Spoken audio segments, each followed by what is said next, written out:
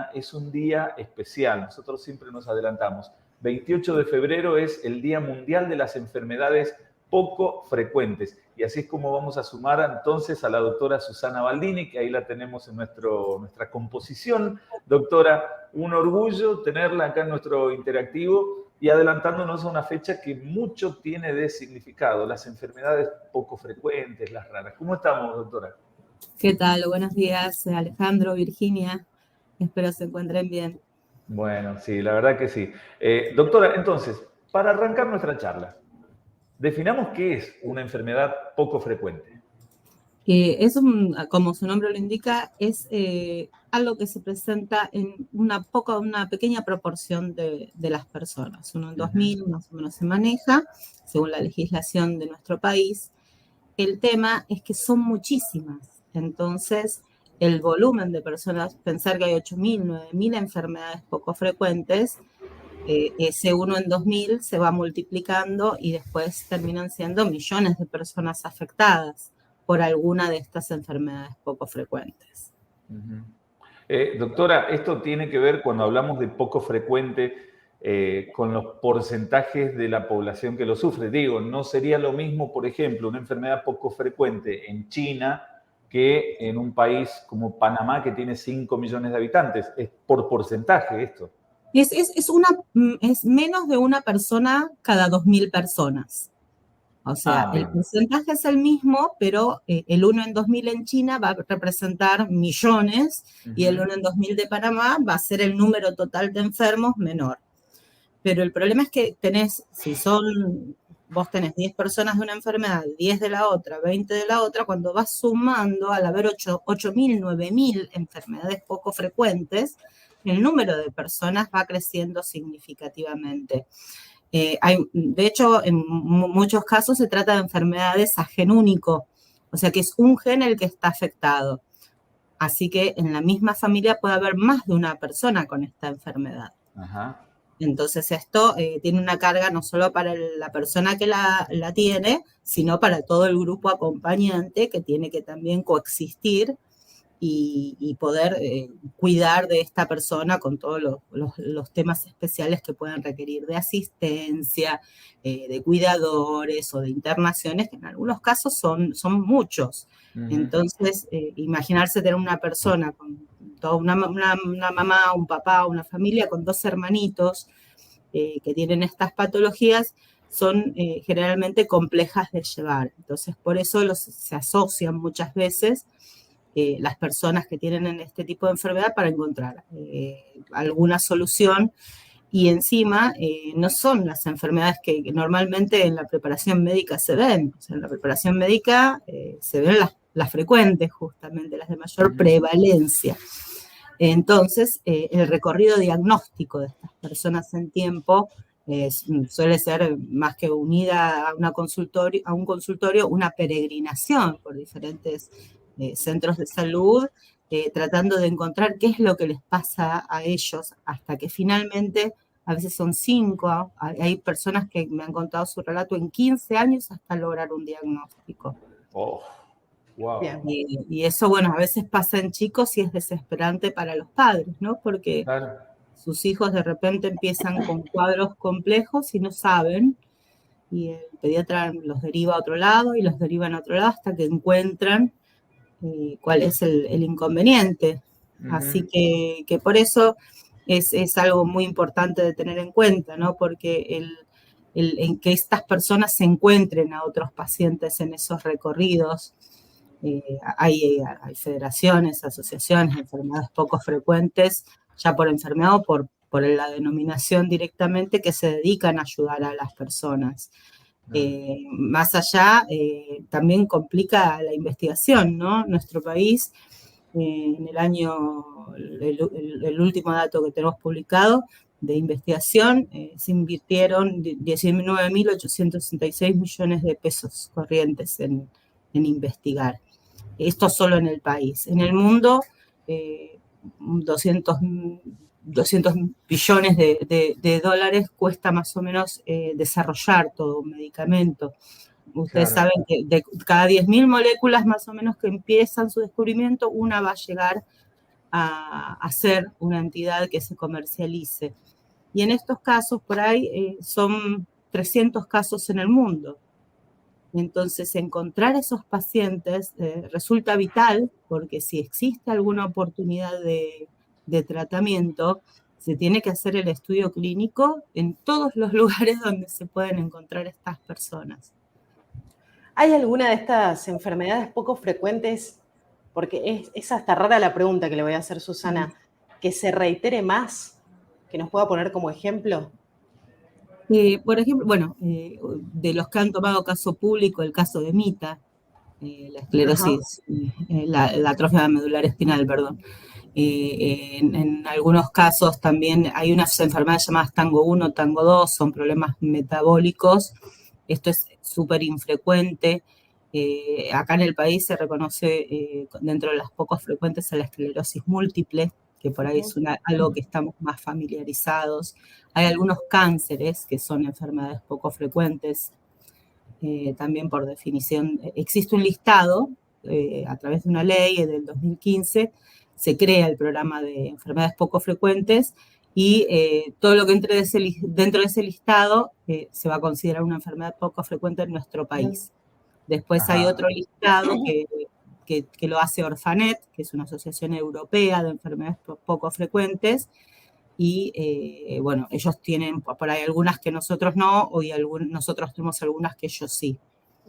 Depende cuándo lo clasificaron y cuántos pacientes tenían identificados. Por ahí el paciente, al momento de definirlo, pensaron que eran uno en 2000 y después era un poco, por ahí era uno en 3000 o en 1000. Doctora, hay un detalle que a mí me gustaría hacer mención, y esto tiene que ver con el médico, con el doctor, con el profesional como ser humano. Tratándose de enfermedades poco frecuentes, ustedes también tienen que hacerle frente a familias que están desesperadas, que demandan un diagnóstico y que la ciencia lamentablemente no puede cubrir precisamente por la rareza de estas enfermedades. ¿Cómo manejan eso ustedes como seres humanos? ¿Cómo se cubren, se protegen también sentimentalmente, anímicamente, para tratar de brindar cierta respuesta a algo que todavía no la tiene? Es importante pensar en que cuando se hace referencia del paciente a otro profesional más especializado para que lo ayude al diagnóstico, no es que uno no se deshace del paciente, ¿no? Seguir acompañándolo. Bueno, y lo fuiste a ver, y qué te pareció, qué te comentó, incluso uno hablar con ese médico al cual le refirió a su paciente. O sea, ese acompañamiento es muy importante para que el paciente no se sienta como solo olvidado, claro, ¿no? descartado. Me mandaron para allá y ahora no sé qué hacer. Acompañarlos en ese tránsito de un médico a otro médico es absolutamente importante. Y así también capacitarse, ¿no? Como para ver a dónde lo puedo referir, cómo lo puedo referir, y dejarle la puerta siempre abierta para que esté pudiendo venir a consultar, o a veces, digamos, el acto médico no implica siempre curar, sino que muchas veces implica acompañar. Estos pacientes muchas veces cuando reciben el diagnóstico, el pronóstico a veces puede no ser el que esperaban, ¿no? Hay que manejar mucho la expectativa porque se piensa que con el diagnóstico se llegó, digamos, al final de la carrera, pero en realidad el diagnóstico es el principio de otra carrera.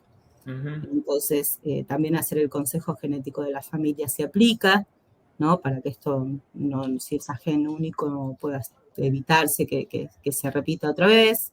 Entonces, creo que en este sentido va mucho lo de acompañar al paciente. O sea, hay drogas, hay tratamientos que están apareciendo, hay realmente métodos que son de ciencia ficción, ¿no? Se saca un gen, se le pone un pedacito, se corta, el splicing genético, recortan pedacitos de un gen, le cambian, le ponen el otro correcto.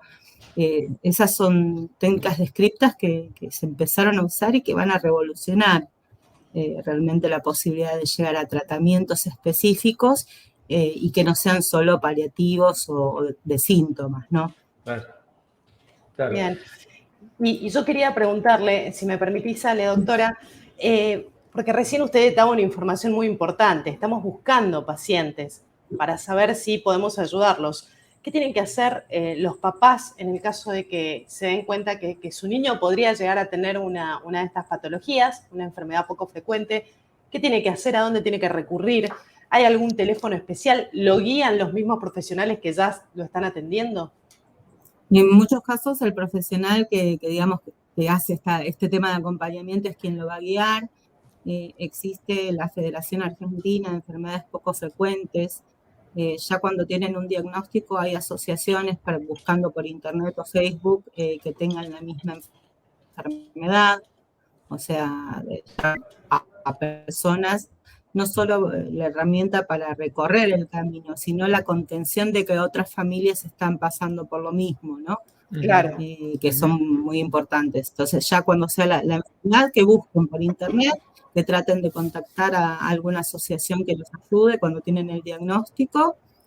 Y bueno, esto es algo que todo el equipo de salud y la familia del paciente van a tener que estar colaborando, ¿no? Bien, bien. Doctora, y última pregunta, por lo menos de mi parte, ya, y agradeciéndole mucho lo que usted ha aportado. Imagino que tratándose de enfermedades raras en los adultos y enfermedades raras en los niños, me parece que en ambos casos a quien hay que acompañar es al adulto. Intuyo que el niño no es consciente de lo que le pasa, entonces se la toma de una forma diferente a lo que los adultos que lo rodean se pueden llegar a tomar la definición de lo que tiene el paciente, ¿no? Sí, los niños saben lo que pasa. Saben.